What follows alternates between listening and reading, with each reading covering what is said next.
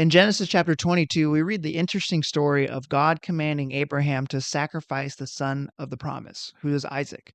Now, remember, Isaac was the son through Sarah, through whom God's promise would be fulfilled for Abraham. And Isaac was someone that they had as a son late in life. It's believed Sarah was in her 90s and Abraham may have been in his hundreds, over 100 years old when they had Isaac. So this was definitely a miracle child, and it was the only child through Sarah that Abraham had.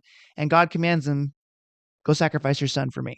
If you truly, love me, if you want to obey me, go sacrifice your son. And this was a test for Abraham to see, okay, do you love God more than you love your son, or vice versa?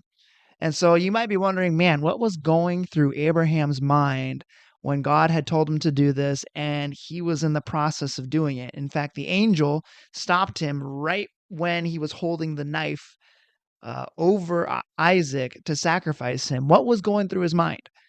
Well, we get to know what that is because about 2,000 years later, the Holy Spirit revealed to the author of Hebrews what Abraham reasoned, what he was thinking in this process, and why he was going forward in sacrificing his son. Hebrews chapter 11 is known as like the Faith Hall of Fame. It talks about many of the Old Testament characters that showed extraordinary faith in their life, and Abraham is listed there.